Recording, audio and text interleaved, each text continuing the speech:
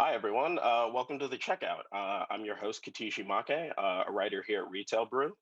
Um, let's get right into it. We're here to discuss resale. During the pandemic, resale is an industry that surged, which is particularly interesting for those looking to be more sustainably conscious.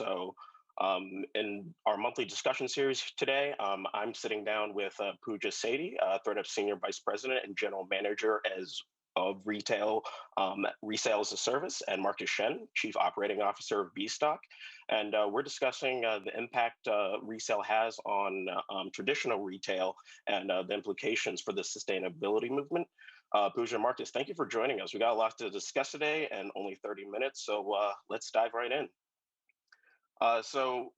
First things first, obviously, as I mentioned, resale did surge during the pandemic. It was a big trend, and it seemed to accelerate an industry that was already growing. So, to start out, we kind of want to get a sense of what was resale like for each of your respective businesses. Were there surprises? Were there challenges that you kind of faced?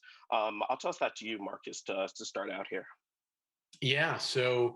Um, certainly during the pandemic, at the very outset of it, there were challenges in the sense that a lot of the folks who are on our marketplace as sellers, whether it's brands, manufacturers, and retailers, at the outset they certainly saw kind of some slowdowns, just given the fact that things were locked down. But shortly thereafter, we saw an incredible spike in volumes as far as the amount of inventory and merchandise that was sold on our platform. So we saw from a volume perspective, about 50% increase in volume on a year-over-year basis, right during the heart of the pandemic period. Gotcha.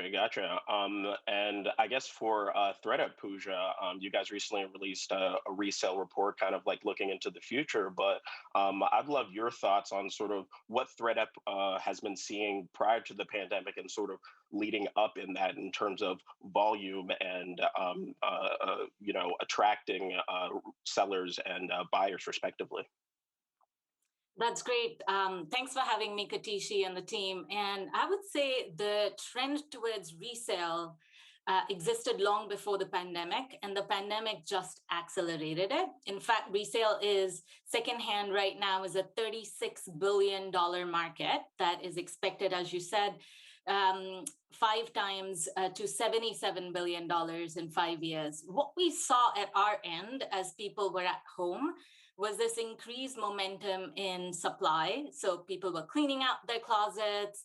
And there were really three trends that merged during the year. Number one was people cared about wearing sustainable apparel. And so that clearly helps resell.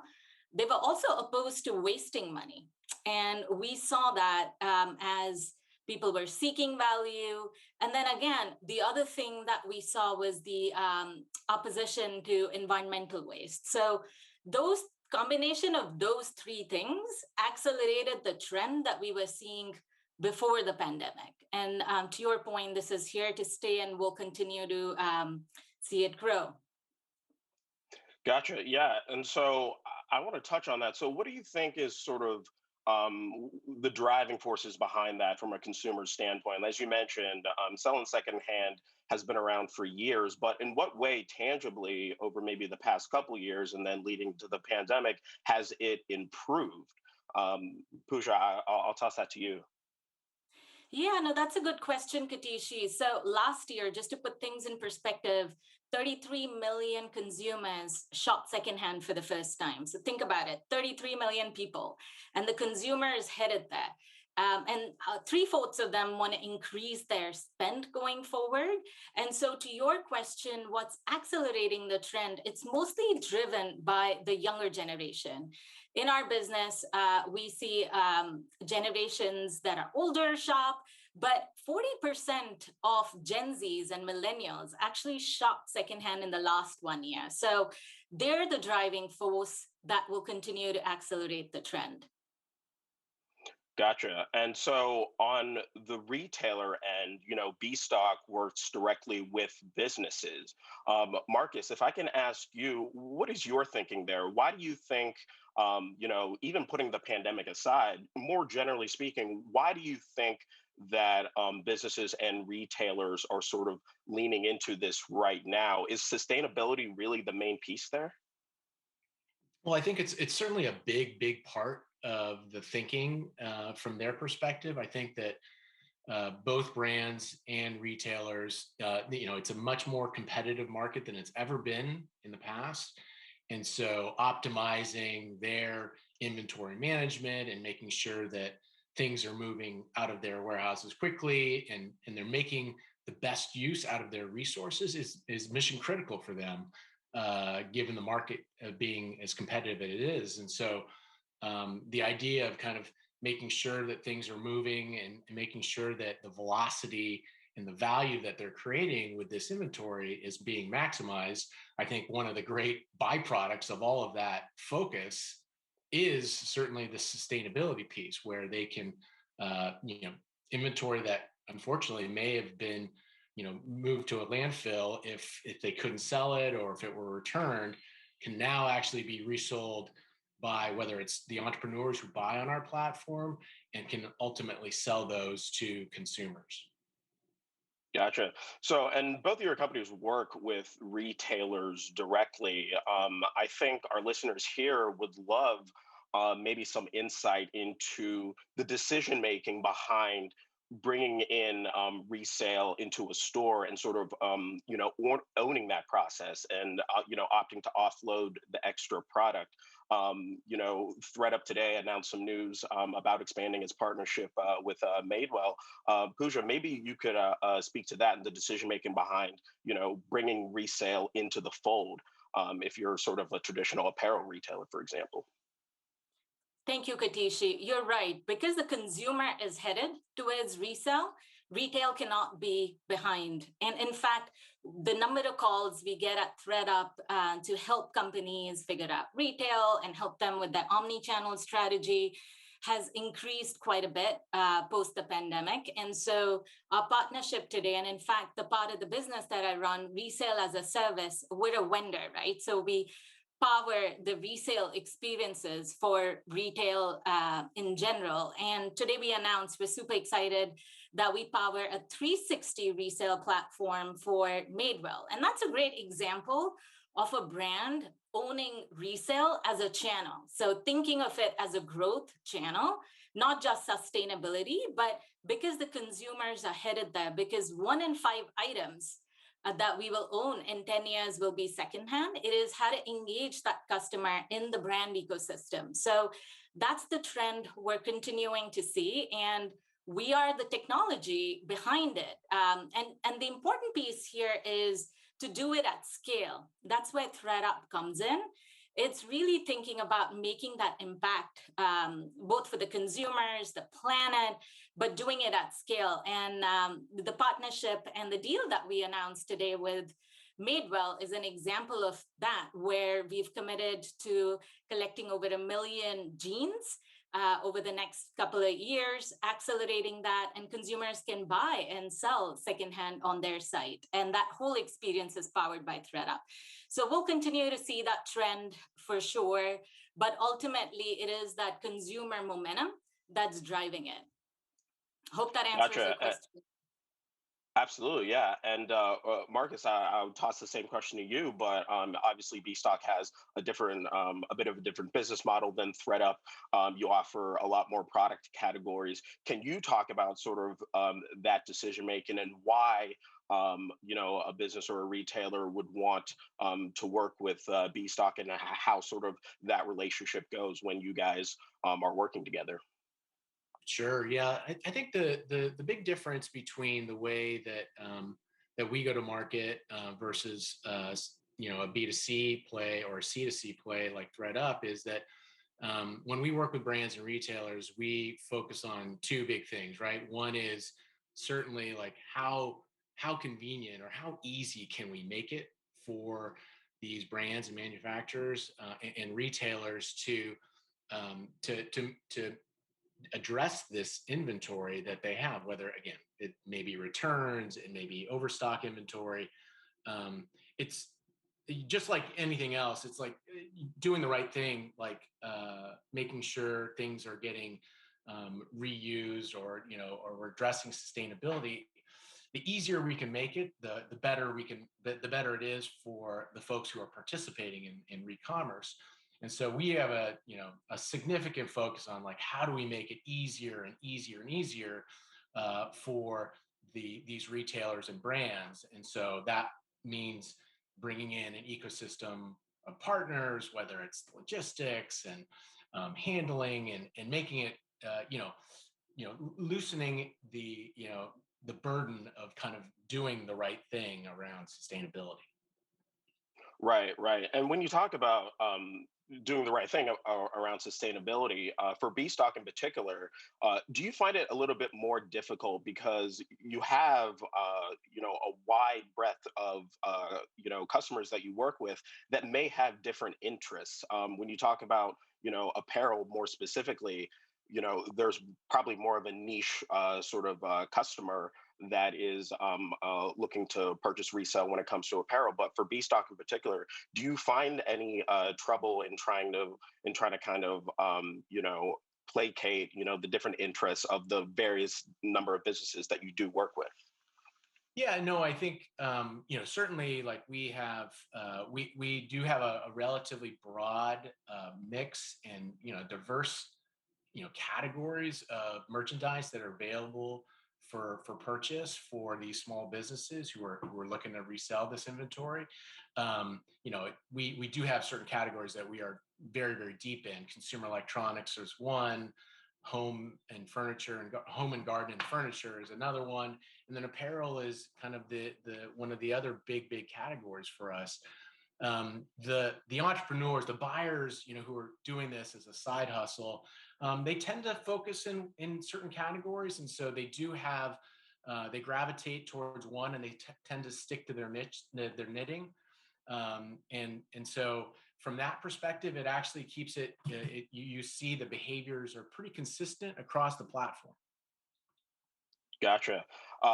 And so for ThredUp, obviously, Pooja, you mentioned that a lot of younger customers are sort of driving the demand when it comes to resale, and particularly when it comes to sustainability. Have other, retailers come for you looking for options beyond apparel when it comes to sustainability and, secondhand and resale? That's totally right, Katishi. And I would just echo to what Marcus was saying earlier. It's all about convenience. We have to make it easy for brands and retailers as a solution provider such that they can enter the world of resale. And I think the brands want to own it. In that same spirit, we've had, to answer your question, companies beyond just apparel come and engage with us. An example of that is our recent collaboration with LG, where they make washing machines. And so they've been in the business of aftercare of clothing. And now they want to extend that as part of that and offer resale such that the consumer can turn in their clothes. And we know that resale actually is quite sustainable because it extends the life of garments by 80%. So yes, we're seeing momentum across, but we're still scratching the surface. And, this era will continue, and we'll start to see many more brands try and own resale in their own ecosystem. But what's going to make a big difference is to do it at scale.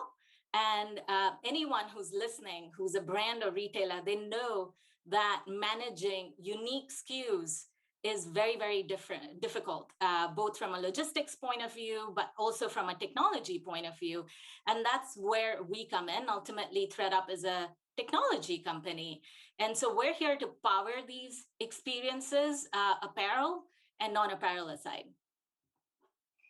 Gotcha, gotcha. So, we've talked about, how resale is helping brands sort of achieve their sustainability goals. But, I want to know, for ThredUp and B-Stock respectively, How else are your companies working to achieve sustainability goals, if those are sort of your main goals? Marcus, I guess we can start with you in that respect. Yeah. So from our perspective, and again, like I said at the outset, I think we focus on the B2B side of things. So we work primarily or exclusively with businesses, whether they're again large brands and retailers, or even kind of small entrepreneurial folks who are starting their own businesses.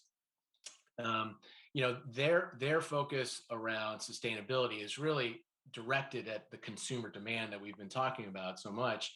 And us as a company, we're a platform, right? And so what we're trying to do is we're trying to facilitate, again, make it as easy as possible for both those sellers and buyers on our platform to basically create value out of merchandise that otherwise might not find a second life or find a home.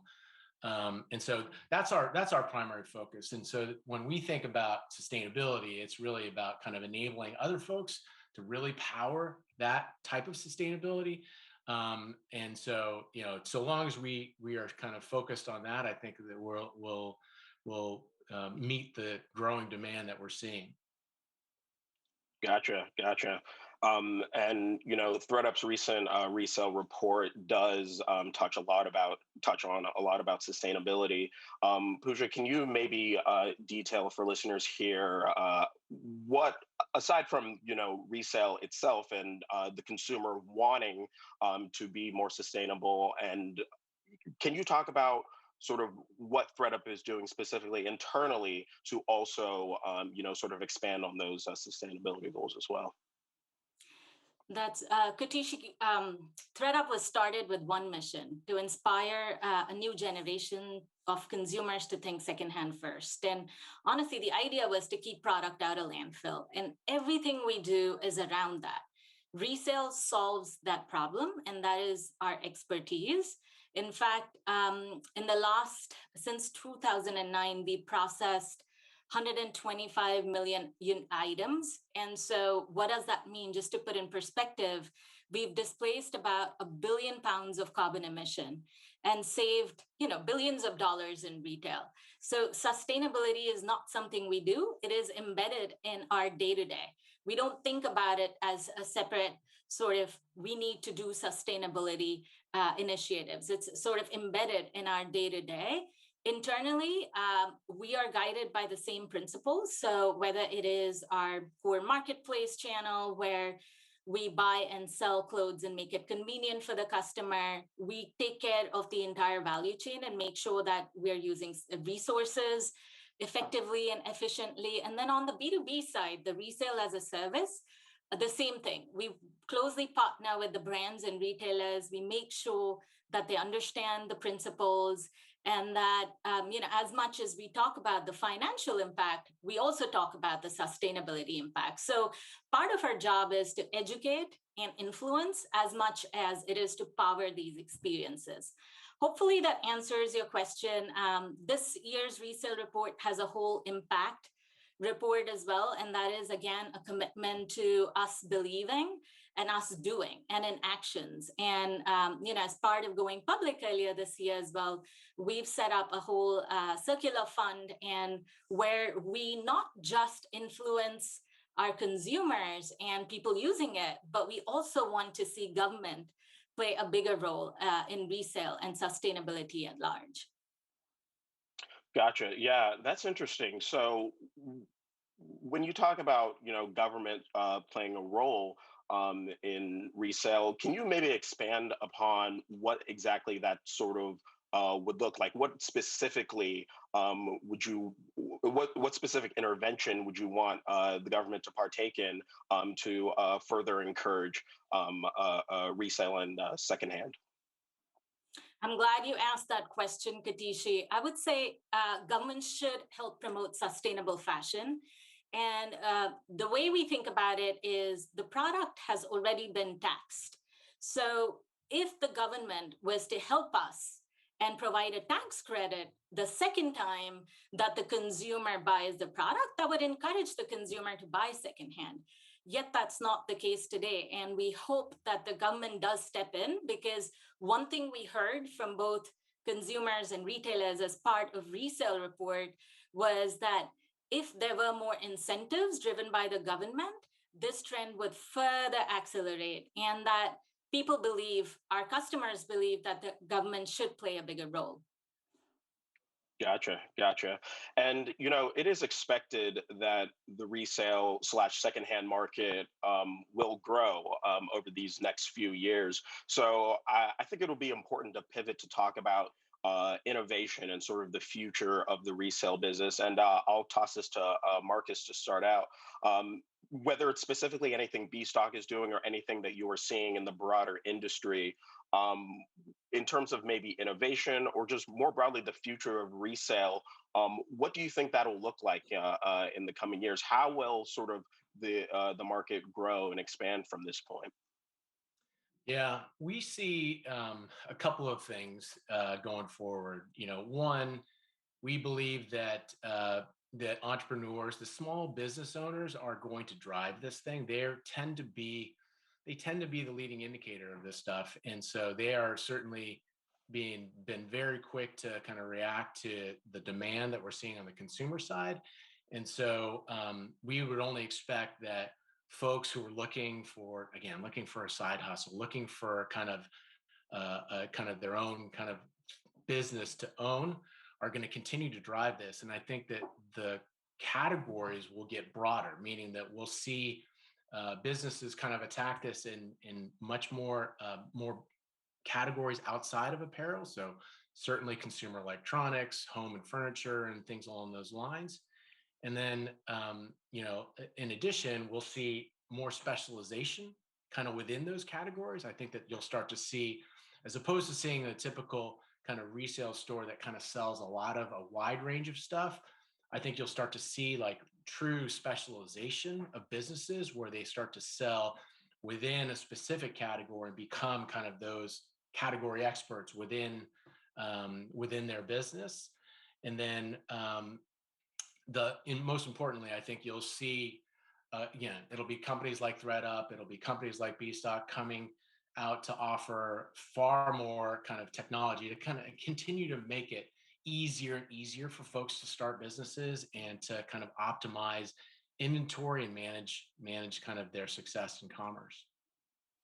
Yeah, and just to follow up on that, so obviously we see a lot of retailers getting into resale. So Marcus, my question is, do you think resale will become almost a mandatory component of running a business in the same way that over the past, 5, 10 years, and especially during the pandemic, e-commerce seems like, almost necessary to be able to run the business? Do you see resale in that same light? So we certainly believe that there's going to, the resale is going to be a critical part of this commerce, the commerce pie going forward. I think there's certainly a question as far as like, is that going to be driven by, let's call it the big retailers or big brands, big companies, or is it going to be driven by entrepreneurs? I think that's a tough one. I again, from what we've seen, small companies tend just to be more nimble, and they tend to be quicker to adopt and adapt to things that they're seeing in the marketplace. And large retailers, large businesses in general, they're always having to optimize their businesses to figure out what's going to attract the customers to their store, what's going to bring them back from a repeat perspective. And so that merchandising question as to whether it should be brand new or should it be resale, I think is going to be the challenge that for them is to understand, how do I kind of maximize the opportunity from a business, because there's a limited resources, right? There's limited shelf space, there's limited real estate, there's limited warehousing. And so whether they sell brand new or they sell it kind of secondhand, I think they're always going to have to figure out how to optimize for that. Gotcha. And Pooja, I'll toss it to you with the question about innovation. Obviously, ThredUp is optimistic about the future of resale. Can you speak to what ThredUp is doing to sort of reach those lofty projections about the resale market over the next 5 or so years? Yeah, I would echo what Marcus was just saying in that we're seeing a ton of demand on our platform, but we're also starting to see a ton of demand on our RAS channel. RAS stands for Resale as a Service. And we will continue to see that. So we will continue to see brands and retailers wanting to own resale, and really resale being that growth channel. So the way we think about it is it's another channel in the brand's omni-channel strategy, much like stores, much like e-commerce. And now there's a resale channel, which is a value channel. And by the way, it's easy to shop online. People are used to doing that. We've only simplified the process of buying secondhand now. So why not take it in the fold and make that available to the customer? The Madewell examples, one of it, and there's many more to come. Like I said, we're just starting. We will continue to see innovation as we think about the consumer and the convenience and what really matters. Driven through technology, driven through data sets, and again, driven through platforms. So we'll also see innovation in how we service such that it is cost effective, and ultimately it not just is the right thing to do, but also it makes money for the brand. So that is what will drive innovation. And we'll be right there as ThredUp, sort of leading the charge there. We are the biggest marketplace when it comes to buying and selling secondhand product. Awesome. And now, if I can toss it to an audience question that we have here, an increasingly saturated resale market, how can individual sellers do to stand out and be seen by buyers? Maybe, Pooja, maybe you can start out with that one. Yeah, that's a great question, Katishi. There's a lot of platforms out there where individuals can buy and sell clothes. Ultimately, it's time value of money, and I believe convenience will take hold. That is something we've been able to solve. We innovated a product called Clean Out Kits at ThredUp since we started really in 2009. And what it does is it makes it convenient for the customer. So if you're an individual seller that wants to stand out, well, you're right. You have to fight all these eyeballs, but it's easier to put that whatever you're trying to sell in a bag along with any other brand that you want to sell, send it to us. We take care of actually listing the product, selling it, and you make money out of it. So it is convenient, but it also takes away that effort that an individual is trying to do. They're still empowered because they're able to clean out and monetize their closet. And by the way, they've helped circulate the product, which otherwise would have taken a ton of effort. So that's the same logic that now we're trying to bring to the brands and retailers, such that we can help these individuals and a collective individuals. There's, our co-founder, our founder, James, will always say, there's a billion clean out kits out there. We just have to go get them. We saw huge acceleration through last year, and we'll continue to see more and more people sort of empty out their closets, and all these individual sellers and buyers sort of stand out through our platform. Gotcha. Marcus, I'll toss it to you. Just to quickly wrap up here. How do businesses that do business with you, how do they sort of stand out ahead of the pack? And what are you guys seeing there? Yeah. So again, the entrepreneurs who buy on our platform are certainly a critical part of kind of our success as a business.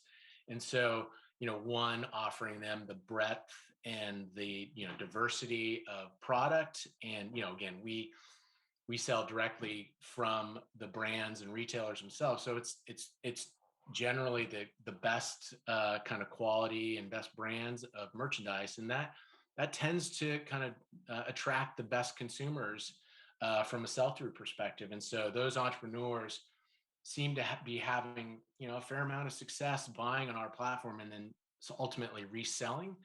And I think that as we kind of evolve as a platform, I think we're going to offer those entrepreneurs more tools to make it easier to sell through, whether it's in their own bricks and mortar store, or if it's online through a ThredUp, or is it through other B2C marketplaces. There's a whole multitude of places for them to make money and be successful. And so I think that it's going to be important for us to offer them and arm them with all the tools necessary to do that.